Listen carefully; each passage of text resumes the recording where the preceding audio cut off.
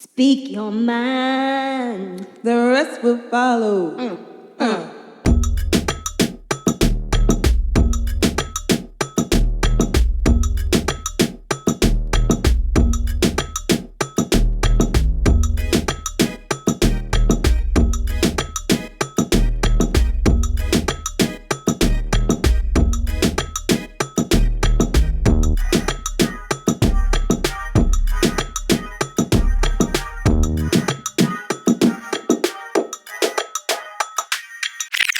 Speak your mind. The rest will follow.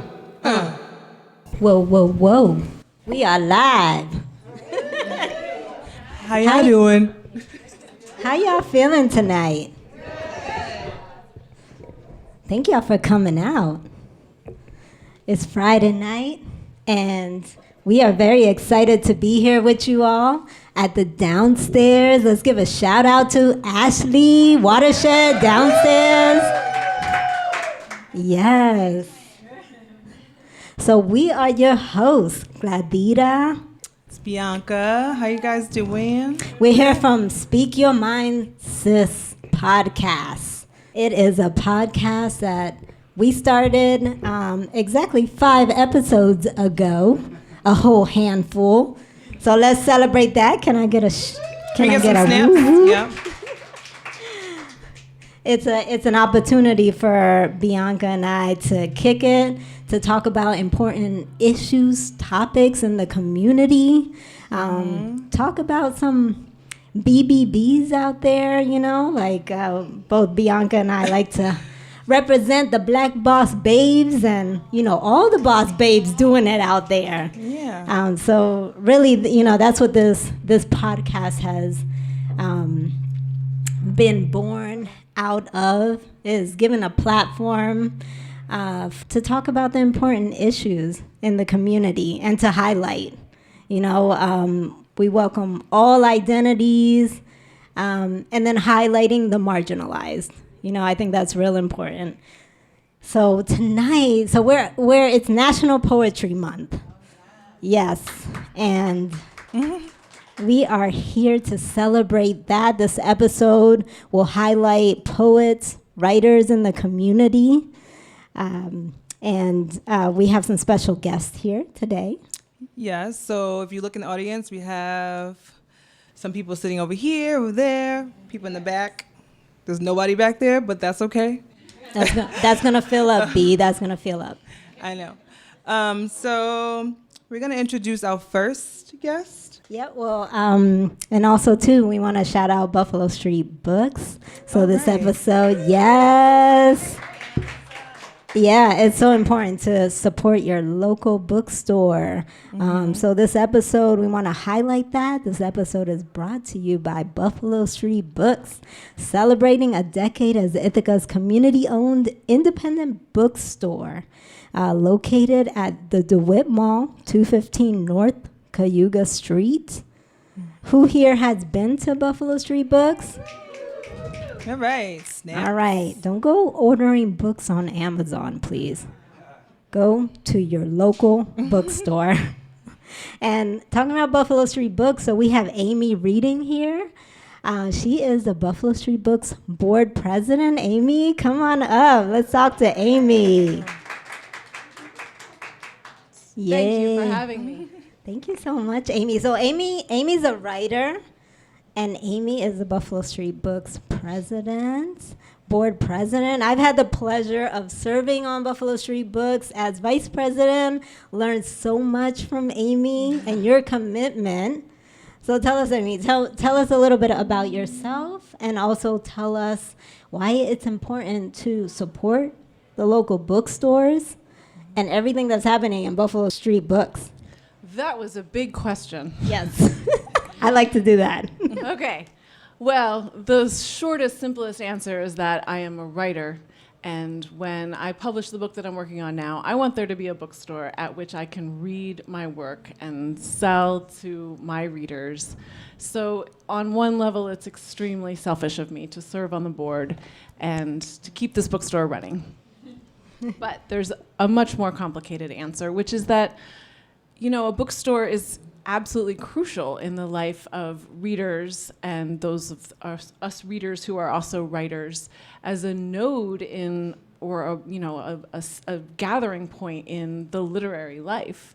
And just think about the times that you've been in a bookstore and maybe you've run into a friend and that friend has started to talk to you about the books that are stacked in her arms, and maybe you've come home with a book that you didn't intend to come home with and read it and loved it. Or the times that you've attended a reading and have been just completely inspired and energized, like I'm going to be after I leave this podcast audience.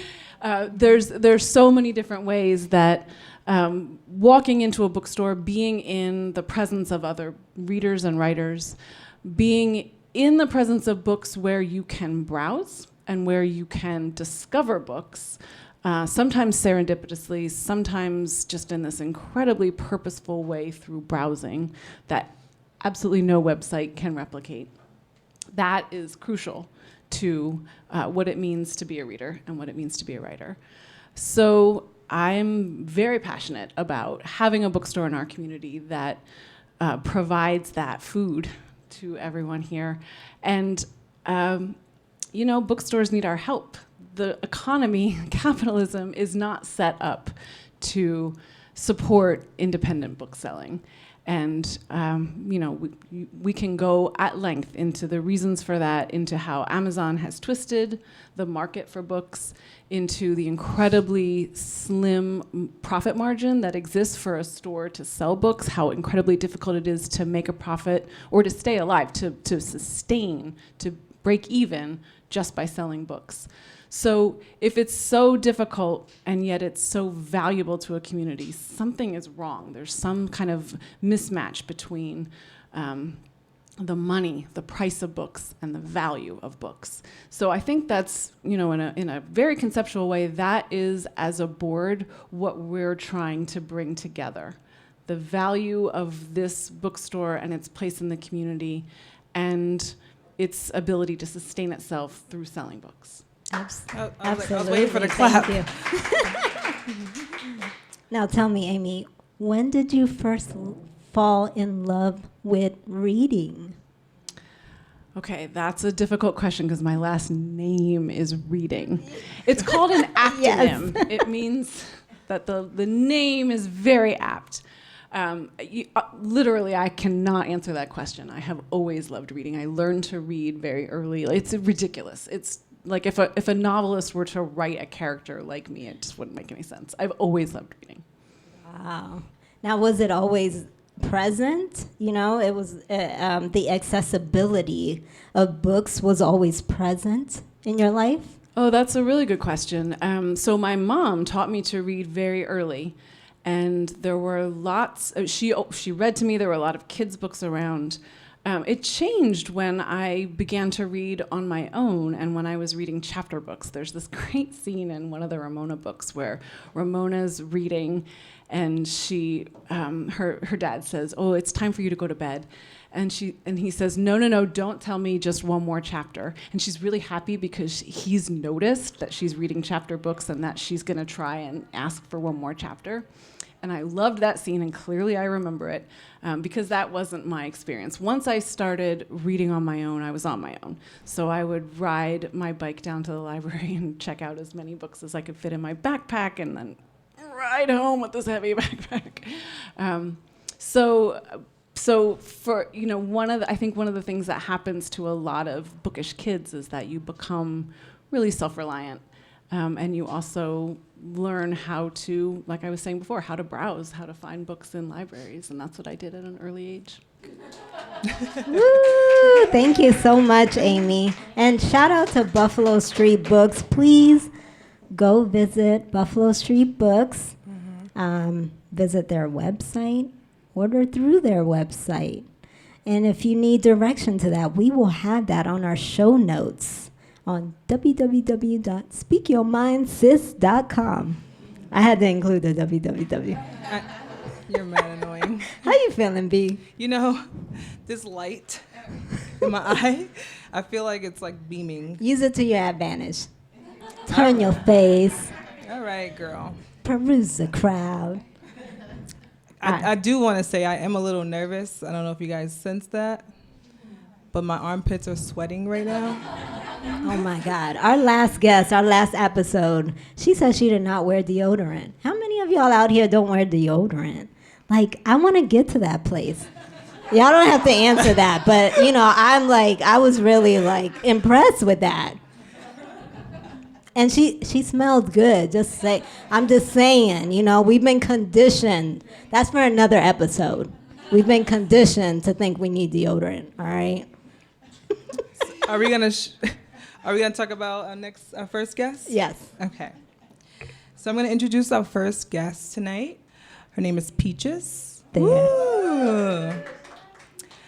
She's a teacher, poet, race relations specialist. She grew up in New York City, Brooklyn. So shout out to Brooklyn. Mm-hmm. An ordained chaplain and works with incarcerated people. So Peaches, would you like to come up and share? Yes, Peaches.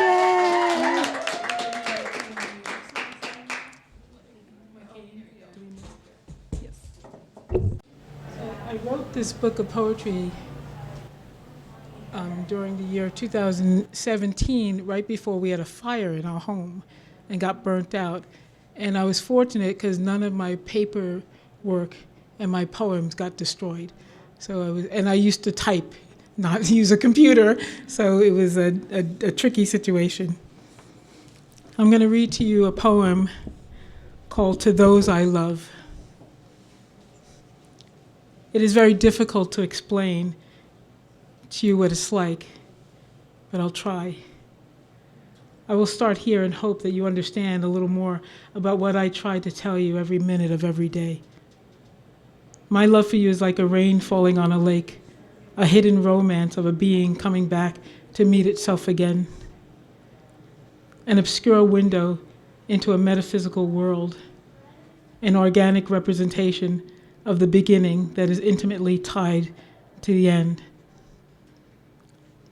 It is like a warm wind racing across the desert, lifting and carrying centuries of geological sorcery out across great distances, silently devastating and dispersing all that it is, and then refocusing and reforming, bearing forth a new, equally powerful whole. It is like the sound of the morning arising from the soft whisper into a chorus of life. It is a spiritual thing, an opening, a blossoming flower, both still and in motion at the same time. It is like the words of a prayer that float into the atmosphere and softly turn into the breath that someone takes in, filling the soul with the beauty of being alive. It is like a howling across the darkness. That spirit speaks the words, I am here. Come curl yourself into the cadence of my voice and within the walls of my heart.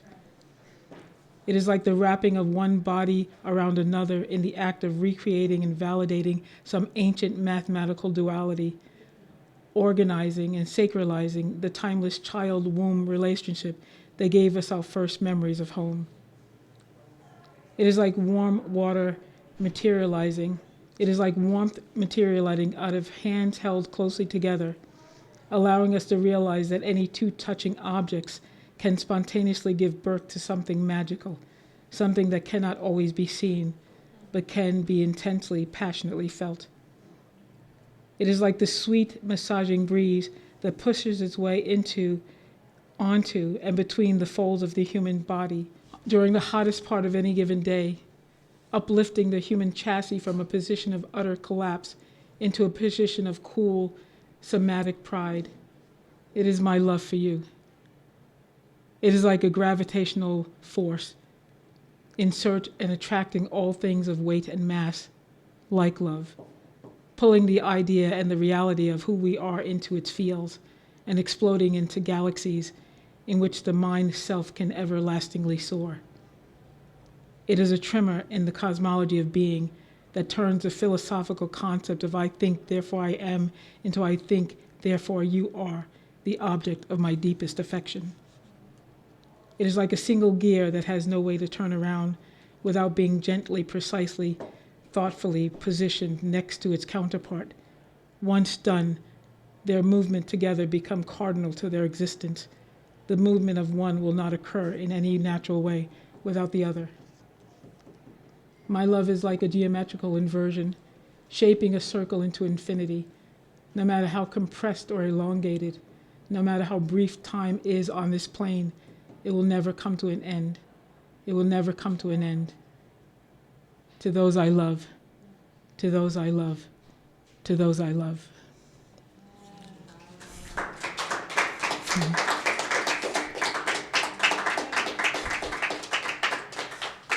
Thank you. Give it up for Peaches, y'all. Wow.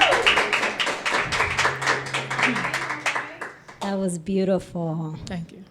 Oh my goodness. There was a part there, oh my God, where you said two things coming together to make one. And sorry, I did not, I'm not quoting. No, that's fine. Yeah. But that really grabbed me. Yeah. What inspires you what inspires you in that process? In this of particular poem, I am in awe at how much we can love somebody or anybody or many. I am in awe with that human quality that we take for granted. It's not just about love, it's about the ability to love. That's amazing to the human animal and to other animals. And so I'm always trying to figure out, so how do you tell somebody? There are no words. You know how you always hear that? There are not enough words to tell people how much you love them. So I sat down and I thought, okay, I'm going to figure out something, And so I wrote this poem. Wow, that's beautiful. Thank you. So Peaches, I just want to let you guys know, I am not a poet, but sometimes I struggle with like where people take the audience, and I get lost sometimes. So like I'm learning to like learn about poetry and get into just like the deep part of it. Yeah. So what makes you go to that like deep space? I think that the majority of it comes from, and I've always had this sense of loneliness in life. All of my life, I've had this sense of being absolutely alone. I think part of it was the neighborhood I grew up in, which was mostly white, racist. So we were very isolated in some ways. And I always felt very alone. And so I spent most of my time actually observing what was going on in the world and kind of internally observing how I was relating to the world. And that's where most of my inspiration comes from. That's awesome. What advice would you give to those that are writing, that are in the process of putting words onto a page and creating a beautiful book that will communicate to others, that will be in the hands of those that need to feel that, to be inspired? Yeah. What advice would you give? It sounds corny, but you have to believe in yourself. And you have to get away from this attitude in the world that you're not a writer unless you're published. And I think that that's what stops people from writing, because they're thinking, I may not be published. Snaps. I may not even want to be published. And so they don't claim it. They will not claim being a writer. They will not claim being a poet. It literally took me 53 years to call myself a poet, because I was stuck in that same realm. Like, well, how could you call yourself a poet or a writer? You've never been published and you're not recognized. And you know what? It's not about that, because we are poets. We are all poets. We really are. We just convey it differently. Some of us convey it through words. Some of us convey it through dance. Some of it convey it through just who we are as human beings. And so I would just want to say, just claim it. Just say, I'm it. I'm a writer, and you're not telling me I'm not. I'm a poet. You're not telling me I'm not. And that's what I would tell people. Wow, thank you. Thank you. Is there a way to get access to your poetry? Well, you can call Buffalo Books and they will order them for you. So this book, they've had it before, so they may have a couple of copies. Yeah, I did my book launch there when I first came to Ithaca.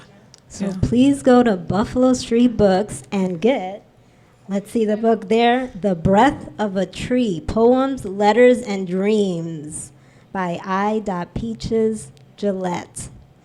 And can I mention something? Yes, please. The title, The Breath of a Tree, came from when I lived in Brooklyn on the top floor, there was this enormous tree on the corner, and I kept looking at that tree out my window and thinking, how does a tree get that large?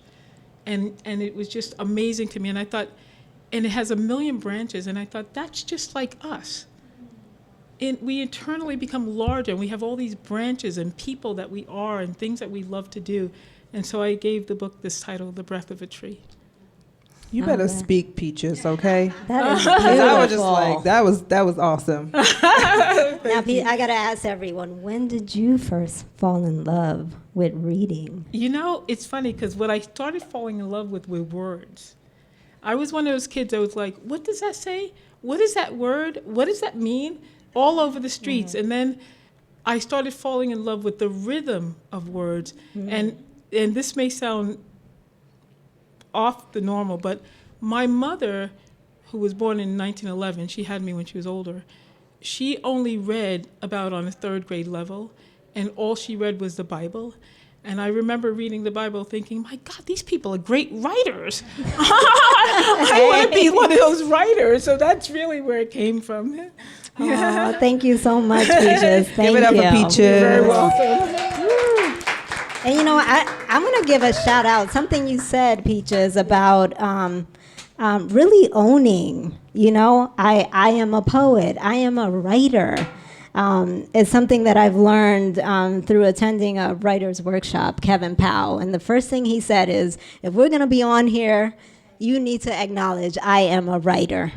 And yes, ownership and making it part of your identity. So thank you so much. You're very welcome. Thank you. What we got next, B? What we got next? Just want to give a shout out to my husband in the back with my little one.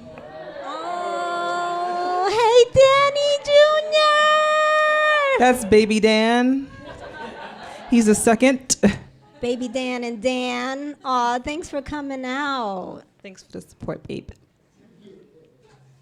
Hey, B, let's a little segue. Did you watch Bridgerton? Girl. I was a little bit on my feels with Bridgerton with my dress, even though I need like a corset or something. Girl, I don't watch that show. You don't watch that? You better watch it. I've been It's watching hot. Euphoria. Now, Euphoria's on another thing. We need to have teens on the on an episode because I want to know, is this really happening out here with the teens? Because we need to regulate. But so Bridgerton, there's a lady. What's her name? Whistledown. Lady Whistledown. What would a lady Whistledown in Ithaca sound like? Look like? Like, who wants to be a lady Whistledown? Start handing it out, because there would be some juicy stuff. There's some stuff that happens out here. Lady Whistledown.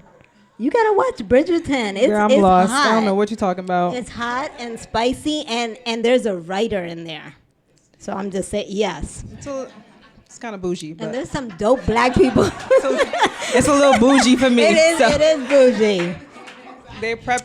They're very like. Girl, but they're bougie, but they be doing some crazy stuff. They're cute. Yeah, that's cute. I'll take it. All right, so let's introduce our next guest. Who we got? We got, Hurry up. oh, sorry, B. All right, so I'm just going to read this because I love how this was written and presented. So I'm just going to read it just as the writer, poet presented it.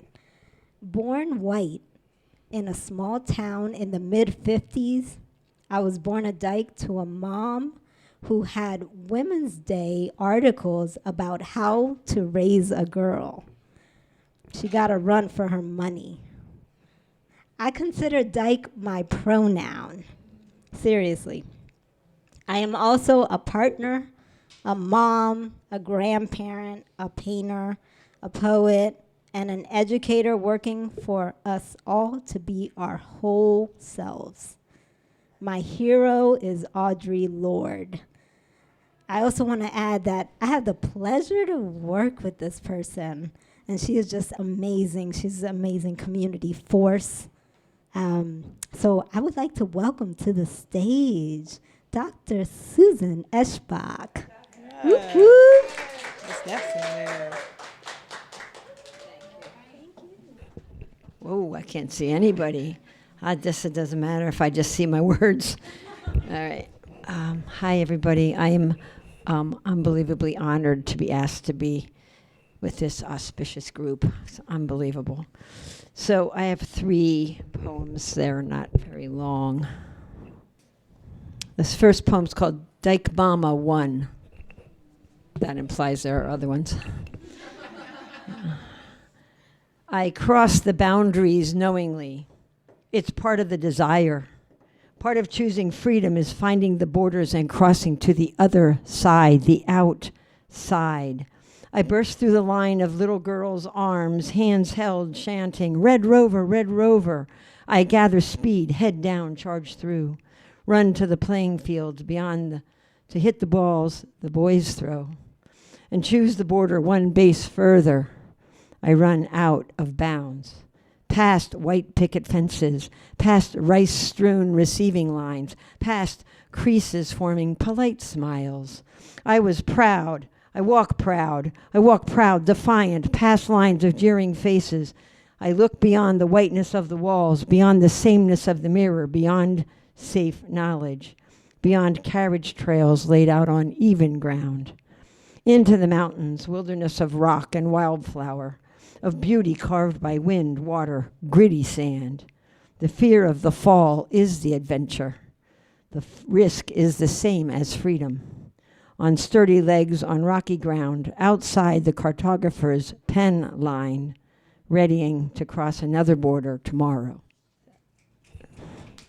I'll just keep going here. All right.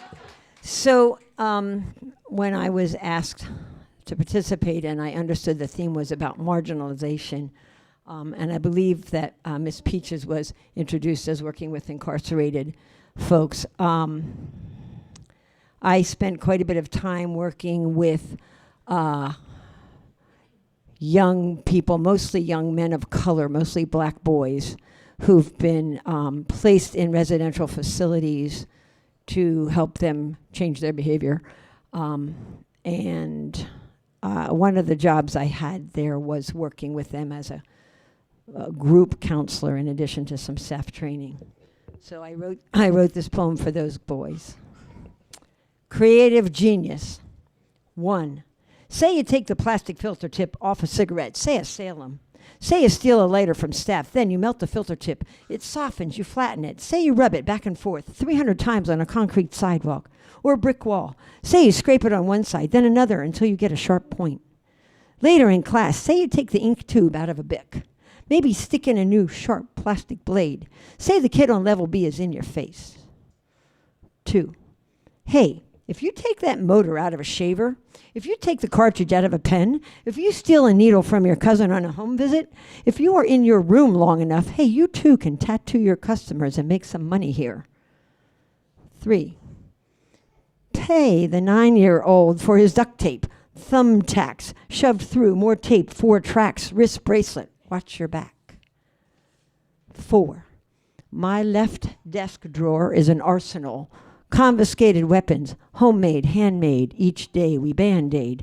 5. Today I'll pull out the parade of tools of the trade, the products of unbelievable resourcefulness, the products of our most creative geniuses, the result of potent energy bent away from the sun.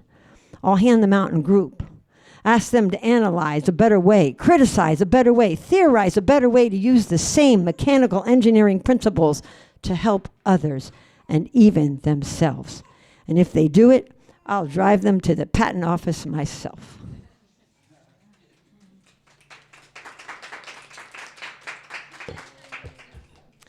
And this last one, I think most folks can relate to, most women can relate to. It's called Yes, and it's for Sally. In that deep down hollow, under the gnarled roots and dampening moss, in the space between who we want to be and who we're afraid we are, in the place we hold the impossible posture, the image we are afraid others see, expect, demand, down in the fungus of not good enough, grows the tiniest hairy stems of maybe, thickening shoots of hope, a mini leaf of dew, and then a sprout to the sun of can and will and certainty, of curiosity and risk. Weathers of rain and snow and thunder, storm and calm and warmth grow us. And then we are strong and beautiful, intelligent and worthy, and then wise and totally enough. Thank you.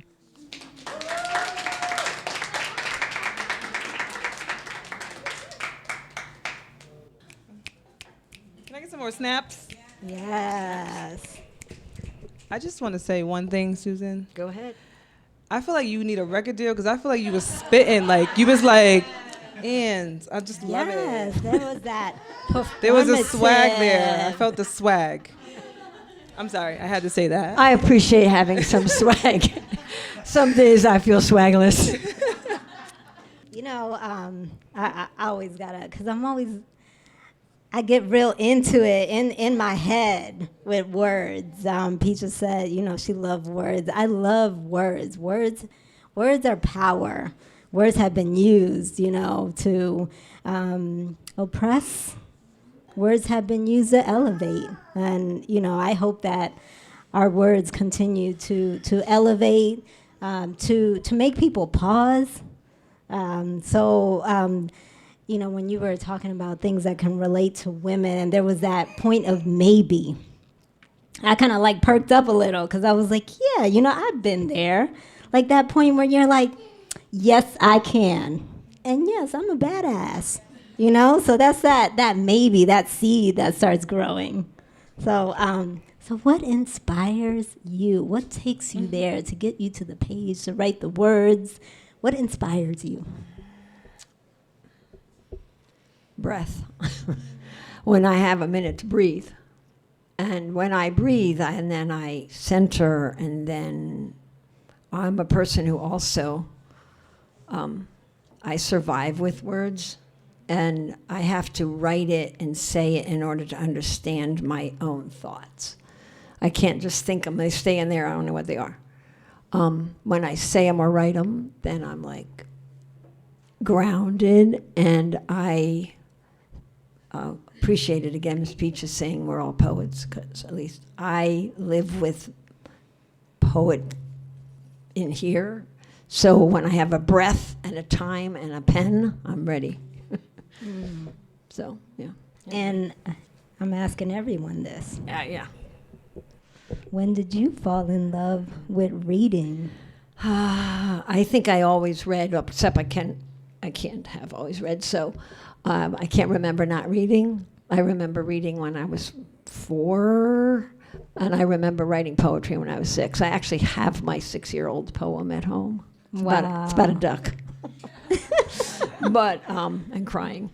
But I don't know. I come from a family where they're never out of words. So I just always had books.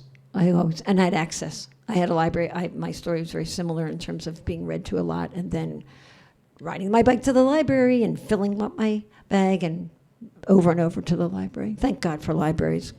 We didn't have a bookstore in our town, but also thank God for Buffalo Street Books. Yes, Buffalo Street Books. Yes. Now, what Buy advice, there. What advice would you give to those early writers, poets, That was my question. readers? Okay. My fault, There B. you I'm go. over here See, hogging the took it mic, over. yo. Go ahead, Oh. B. You better check me. Go ahead. Checkmate. Check Checkmate. me. Look at my eyes. I know. She's No, I was gonna say she interrupted me. I was supposed to say that. What advice would you give upcoming writers or poets? Well, breathe. I really think that we get all caught up in, like, I can't write, I don't know how to write, or I don't know what writing is, or I'm not a writer, or blah, blah, blah. And I think breathe and then do it. And then you're a writer. And we do think, oh, quality writing, not quality writing, published writing, blah, blah, blah. And if you have it, if you're a person who feels like writing something down, then you're a writer. Because a lot of people don't feel like writing anything down. So if you feel like it, you are it. If you Want to get better at it? Do it all the time. If you want to get better at writing as a poet or other writer, read poets and read other writers. Talk to poets, listen to poets. Try it out, keep going, go to workshops, and just dive in. Thank you. Thank you so much, Suzanne.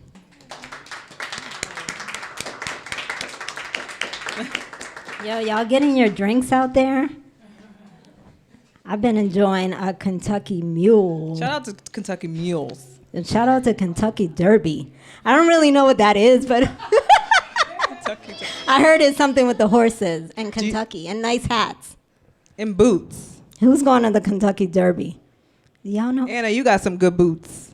I saw your shiny boot. You do have good boots. I saw them. Kentucky Derby. I did hear it's coming up, though. So one day I just want to rock a nice hat in the Kentucky Derby.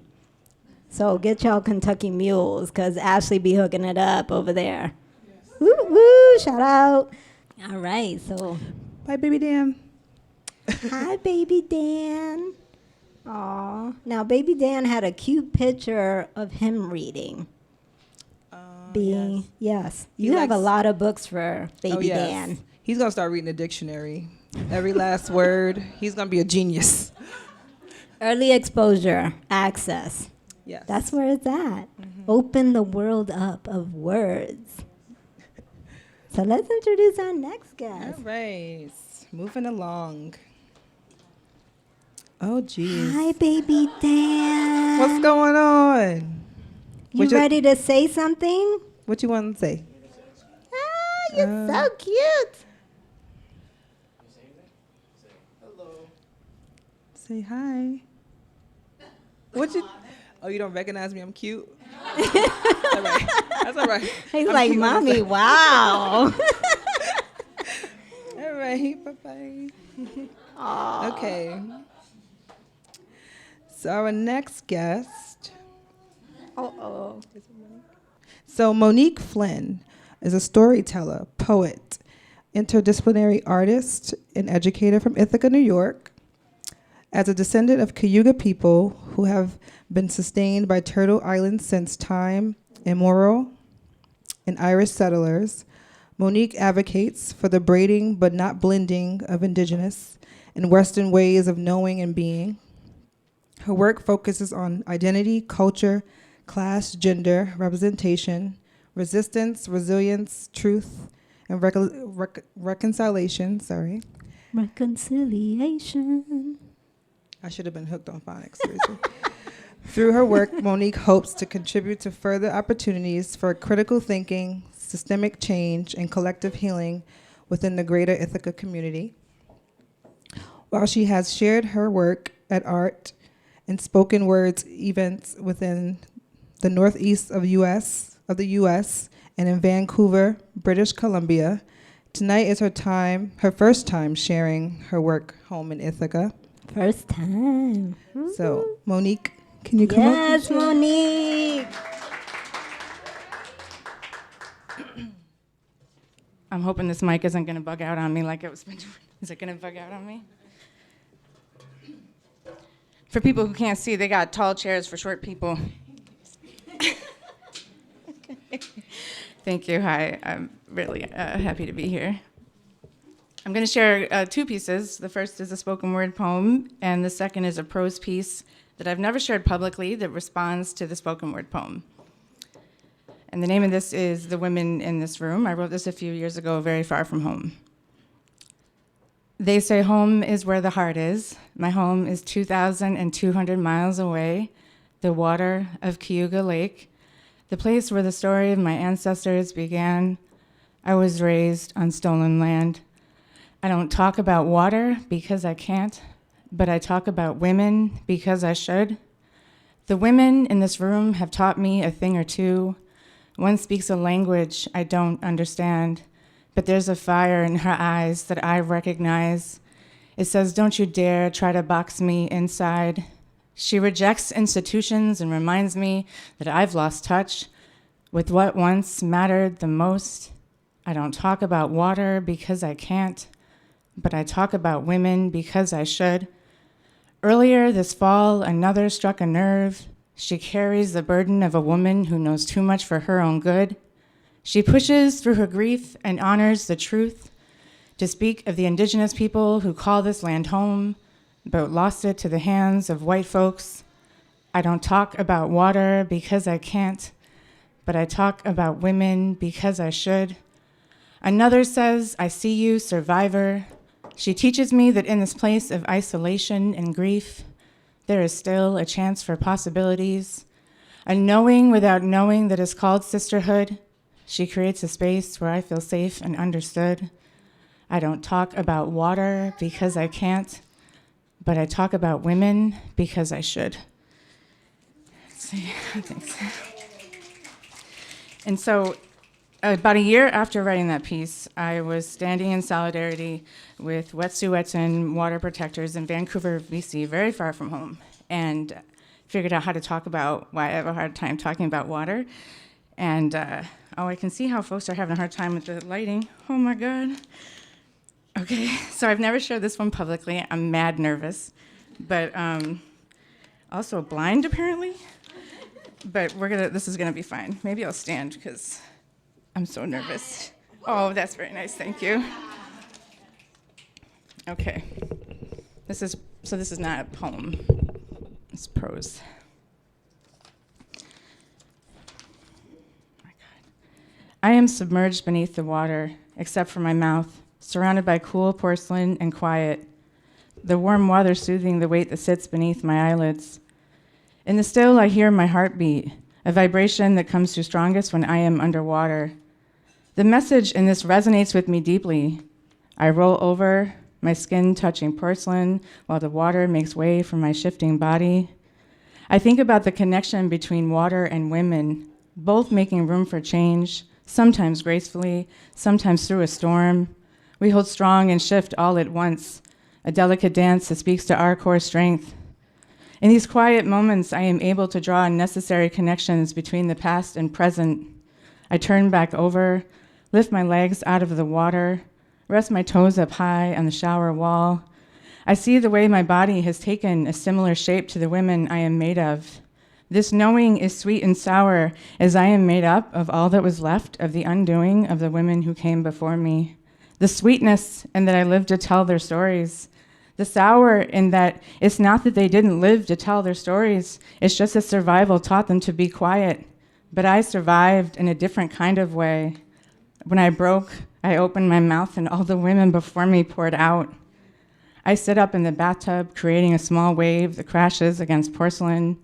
I tried to contain the flood, but I am reminded that water and women are the same, and there is no stopping a dam breaking open of damned women. I turn on the faucet for more hot water, the warmth slowly surrounding me, demanding my attention like the women in my blood. Through my veins runs the lessons of the past, labels inflicted on generations of women to hold us back, rules made to maintain order, but what happens when the labels don't hold? What happens when the rules don't apply? My legs drop down back to the water, making a hard splash, the same kind I make every time I open my mouth.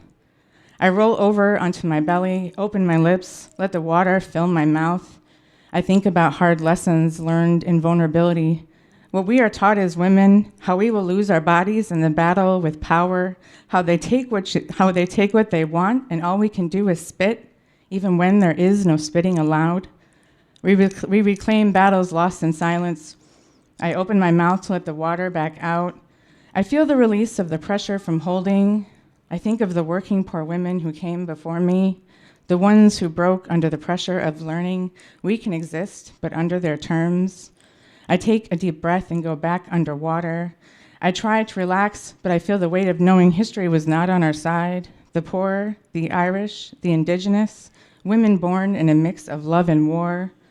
I run my fingers through my wet hair, a thick mess of a mixed and complicated history that has produced one hell of a woman I see before me. I bring my mouth back to the surface, take in the cool air through my lips. I let go of thoughts of lessons learned and instead focus on my resilience, a delicate dance between learning and healing from trauma, a delicate dance between warm water and wet skin, reminding me that water and women are the same.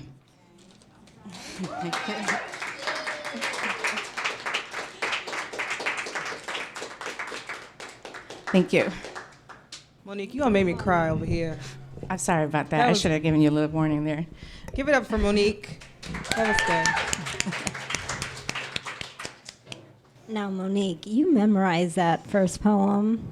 That's my goal. I just want to say that. So, like, much respect.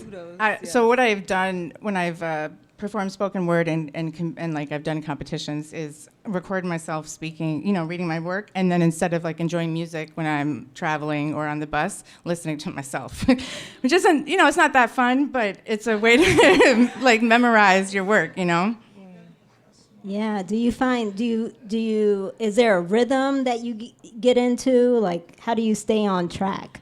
I have a cadence. I try to break it. I've gotten feedback from friends that don't like it. I like that. But it is what it's mine. Yes. It's Yeah. mine. Yeah. No, that was dope. Thank you. I don't know. I just think that was an awesome way to express how women should be strong and stay strong, and how we're, kind of pushed back in the spotlight at times, and just kind of push forward. I like that. Thank you. Yeah. Yeah. So what inspires you? Truth tellers, the strength of the human spirit, the strength of our community, the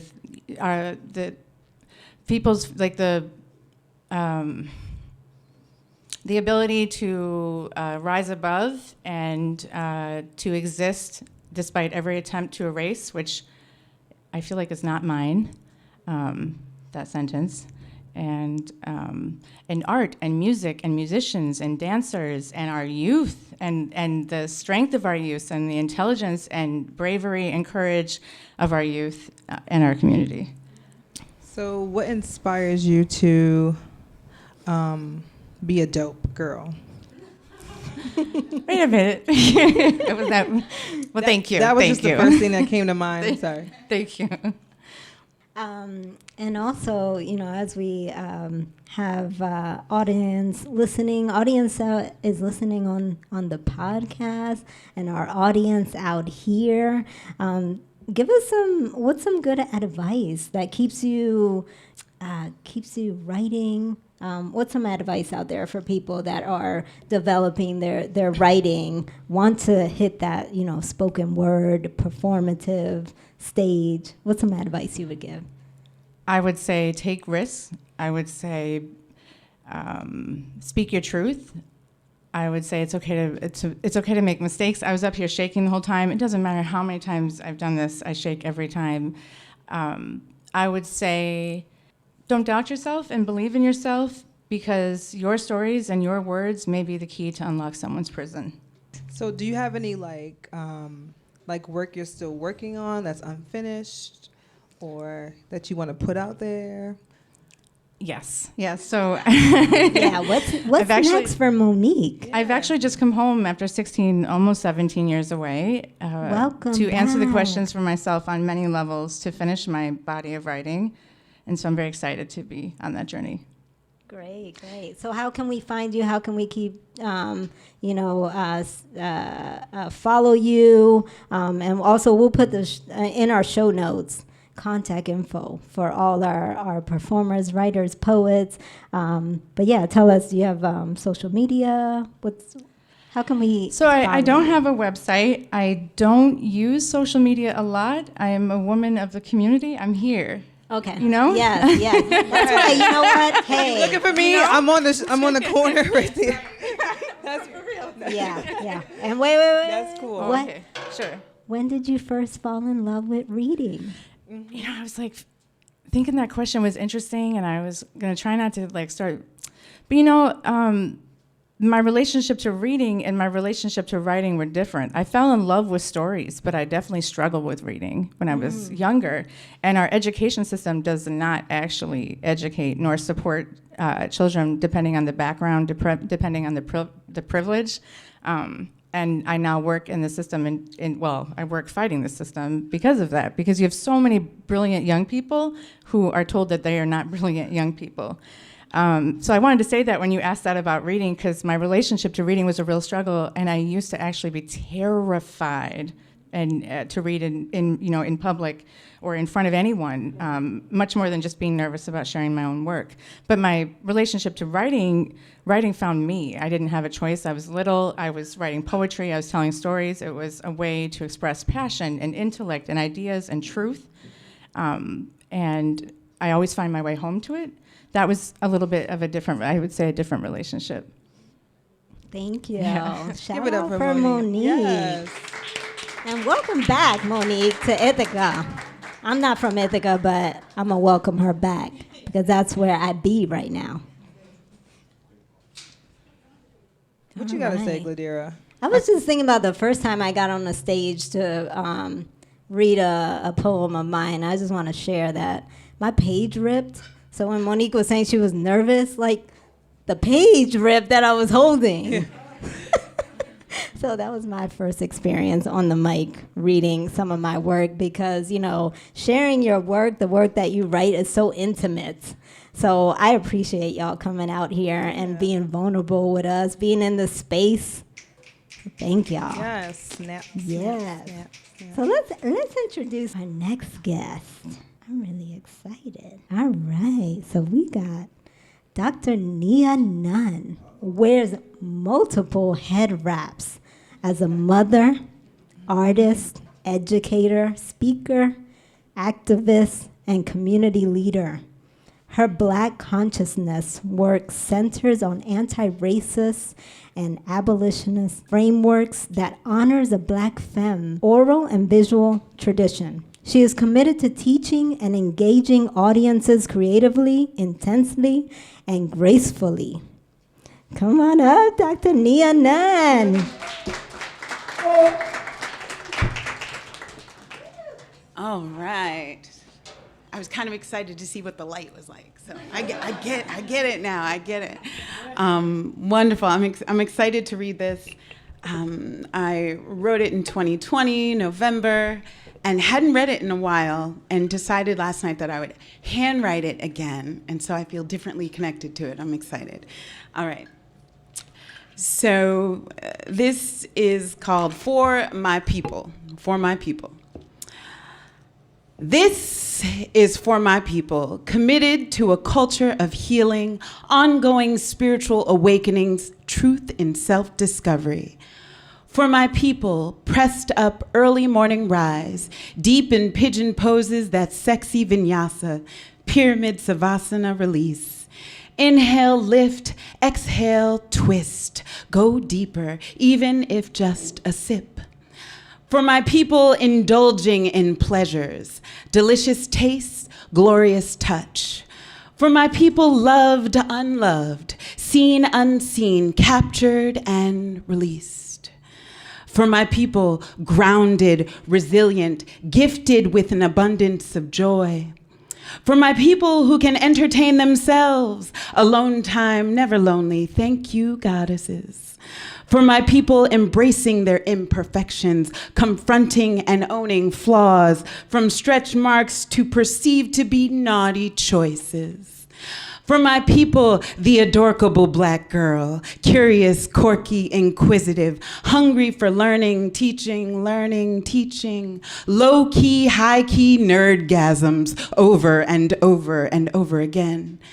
For my people deemed so articulate, both tokenized and despised, feared yet fetishized, a representative, unique, appetizing isolation. This is for my people, committed to a culture of healing, ongoing spiritual awakenings, truth in self-discovery.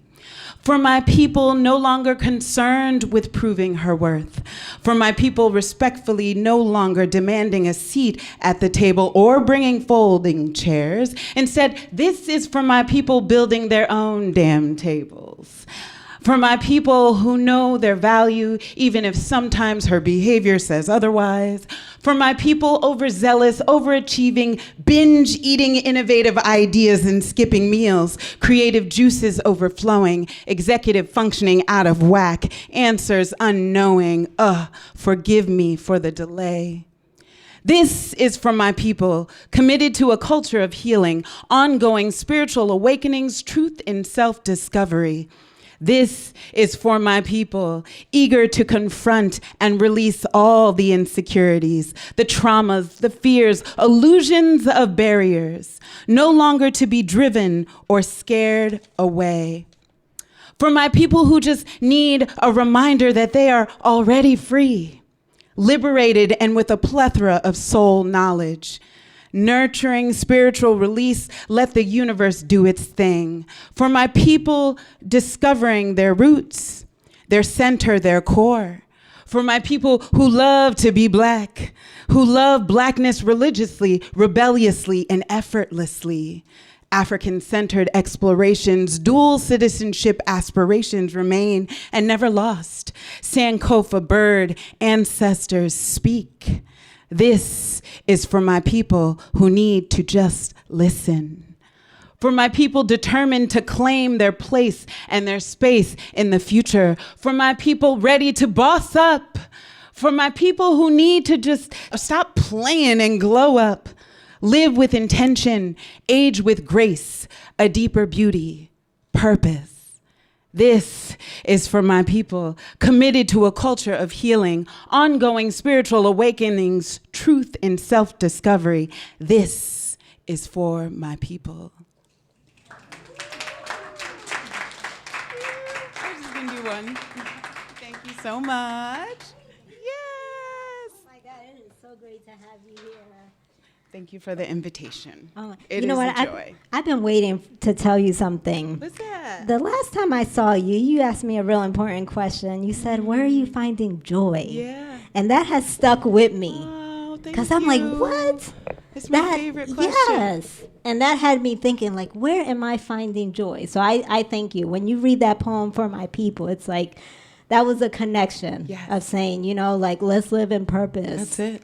So thank you so much. Thank you. Give it up for Nia Nunn, Dr. Nia Nunn. Now, what inspires you to write? Oh my goodness. I've been so excited listening to everybody's answers. Let's see. My ancestors, right? The elders that have guided me in many ways. And then I would bring it all the way down to the itty bitty people. I remain inspired by, I speak about, you know, pre-K to third grade, those, but yes, little people. And as they're discovering words and discovering their value, that's my favorite. And that really inspires me with writing. So do you have any work that you're still working on? Yes, And actually, yeah. want to I'm share? doing another little show tonight, a little bit later, and I'll be sharing some old stuff. Okay. And I'm working on a few new pieces. Actually, next week, I'm working on a piece in honor of Mr. Kirby Edmonds, who passed away a couple years ago. And then a piece on Mother's Day. One of my friends, Tahila, she has her own organization, powerful Indigenous woman in this community. And on Mother's Day, they have an event at South Hill Cider, so I'm writing for that as well. Oh, nice. Oh, nice. When so it's on Mother's Day, South Hill Yes. Cider. Mhm. All right. Well, thank you. Shout out to South Hill Cider. Yes. Yes, right. I mean, like for real. Ania, when did you fall in love with reading? Oh gosh, I've been so excited about this question, especially because there's folks in the audience that will completely dig this. I mean, I was a struggling reader, very much so. I'm a slow reader. I was that child that couldn't quite sit still. I remember my parents like navigating dynamics with the kindergarten teacher who said that I may need to repeat. And then they met Denise Lee, who was my first grade teacher. Oh my gosh, who shout said, out to Miss Lee. Who said she will not repeat kindergarten, bring her to me. She just needs to do some cartwheels every once in a while, and so, you know, she would let me. But both, you know, I just shout out to Denise Lee as was my first grade teacher, and Miss Millie Clark Maynard was my second grade teacher. But it was my third grade teacher, Marty Kaminsky. Okay, and we had, I'll never forget it. It's golden. We had a program, and it was called Beauty and the Beast. And it was at that time we were all had to read a short story, and we had to memorize it, and then we had to perform it. Wow. And it was over after that. Like once I got to tell this really scary story, And I just remember the moment that like the audience started to lean in. I was like, oh shit, I like this. And it was over after that. I love reading. I love storytelling. And that was what Denise Lee did for me in first grade. So I was a slower reader. So she taught me how to like perform my reading. You know, Denise Lee, that's how we communicate, right? So that was really transformative. And I've loved reading ever since I learned how to perform reading. So Wow, that's awesome. that's the relationship. So where can we find your work? Do you have a social media? I do. I have a website, drnianunn.com. And, you know, check me out at Dr. Nia Nunn on the Instagram. I still call it the Instagram because I'm new to it. But definitely in those places, you can look me up by my name. Yeah. Thank you, Dr. And Nia. what's one quick advice you would give to people looking to, you know, really shine in their writing? Yes, I would say welcome a mess, right? Make a mess. Mess of ideas, circumstances that are going on in your life. If it's on lined paper or no lines or Post-its. I'm a huge fan of Post-its. Oh, I love Post-its. Just keeping track of just ideas. I'm also a researcher, right? And so I believe in autoethnographies and how we are data. Data is constantly all around us. And so I'm a huge fan of research that's healing. And some of that is about like keeping track of random ideas and feelings as they come. And then you can get linear with it a whole nother time, but like make a mess. So that's my Thank advice. you so much, Thank Nia. you. Give it up for Dr. Yes, Nia. shout out, Dr. Nia. And I too love Bridgerton. So Girl, it's spicy. Yeah, both. Y'all need to check it out. I mean, you can take a little bougie Y'all every once in a both while. Like it's bougie. okay. It's okay though. No, it's some okay. bougie hotness. You got to see it. It's really sexy. Anyway, I guess. As I'll watch it. I'm going to project my Bridgerton right now. Oh, there you go. There you go. Thank you so welcome. much. How y'all feeling out there? Hey, we got this Zine Fest going on. If you look over to the side, there's some awesome zines, creativity, self-publishing. Shout out to zines. Oh, sorry, Yeah, it's not so free. you can check them out if you want to support some of these self-publishing writers producing zines. Check them out. Support. Yes. Oh my God, I'm feeling inspired. I need to just. Yeah. Are you gonna share something? I got something to share. Oh yeah. Yeah, you know. Might as well. Yeah, I have some unfinished. How many of y'all like start something and just leave it? And then, you know, I have some things that are kind of like halfway there, but there's one that I want to share. You know, I have two. Can I share two, Mr. Producer? This is how I would introduce myself. I'm an Afro-Boricua, a mother. I love education, you know, like knowledge is power, words are power. And so I kind of float in that realm, you know, and uplifting. I love, you know, all of y'all out here. It's like the people business. I love the people business. I love dealing with the earthlings, as Nikki Giovanni said. Yeah, so this poem is called Pink. And for those of you who know me, I love pink. Oh, you are so vibrant, so me. You shine sweetness with a side of strawberry, mushed up, all entwined in your beautiful hue. I find you laced in the smoothness of the sky, in between the endings of a day before the sun lays its head and sinks away. I find you cuddled inside the beautiful coral and stuck in the shells bare inside.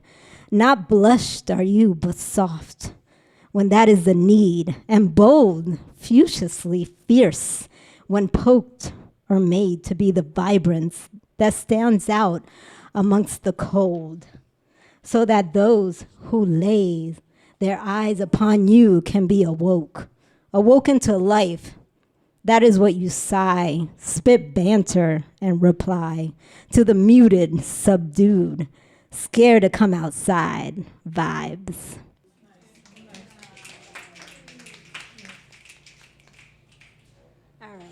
And this one, I'm sharing. I'm gonna be a little vulnerable here because this piece I've been wrestling with, but for some reason it needs to come out. And so, yeah, just bear with me here.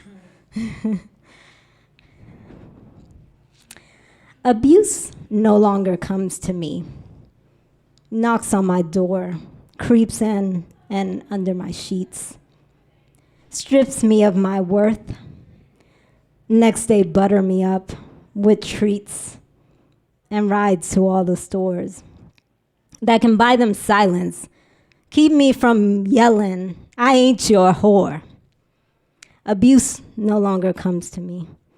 Got tired of my when I ain't smile no more, when I could no longer be submissive to his wants and needs like it was a devoted chore.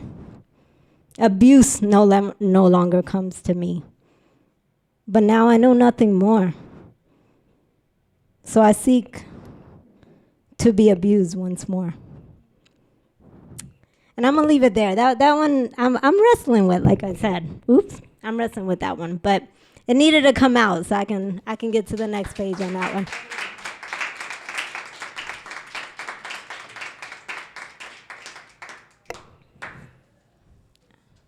All right. How y'all feeling out there? Sorry to be all heavy, but like I said, yeah, kind of like an artistry thing. I was like, I need to put that out there because I need to finish that one.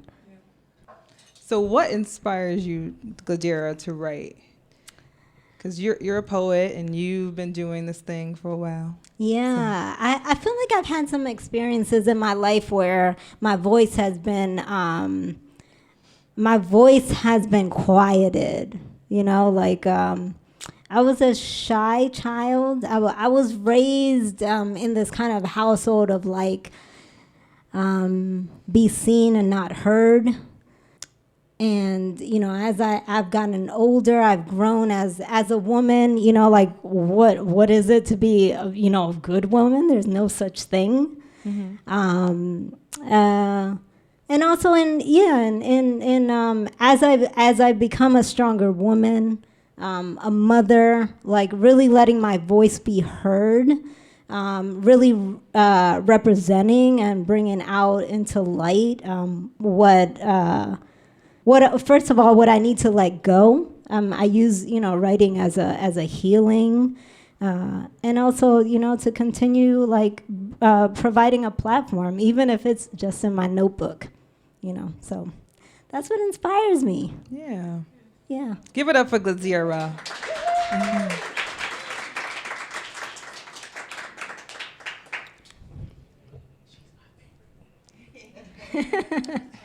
So do you have any advice for people out there? Oh, to just get out there, you know, like be vulnerable, because that's how we grow, you know. And I asked a question of, I asked everyone, when do they fall in love with reading? And I asked that question because I feel like without reading, you know, we've all come in contact with those words that once said, oh man, you know, I want to write my own words. And I remember, like, you know, it's maybe not a good example, but like I loved reading like the Babysitters Club and like what all the, you know, girls were going through. Yeah. And some of them, they didn't fit into like, you know, the socially constructed, you know, norms, and they were talking about that, but they were still babysitters and doing their thing. So, it was that cool. That opened me up. So. Snap, snap, snap. Yes! Oh my God, I love this. Well, guys, I'm not a poet or a writer, so I congratulate all of you guys for doing your thing. This was awesome. I'm glad you guys could come out and be a part of this event. Yeah, once again, please go visit Buffalo Street Books. Check out our podcast, speakyourmindsis.com. You can listen to it on Apple Podcasts, Spotify. There's everything. On YouTube. We got it everywhere. So there's no excuse, is what I'm saying. Yes. So pull up your phone right now. and also subscribe so you get updates. Yeah, so we're going to come to a close and enjoy y'all company. Get some drinks. You know, get play some music, Mr. Producer, Mr. Engineer. Hey, Mr. DJ, you can get the party. Everybody ready to party All night. All night. Hey, yeah, so episode 5. Speak your mind, sis. All Peace. right. Bye, We guys.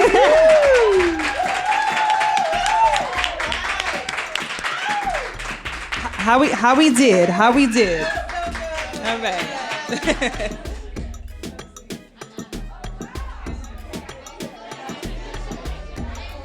Speak Your Mind, Sis is recorded in Ithaca, New York, and is produced and edited by DJ Hameen. Theme music was composed by JD Beats. Wherever you listen to your podcasts, please remember to subscribe. Our contact information and social media links are in the show notes. Please reach out and connect with us. Peace.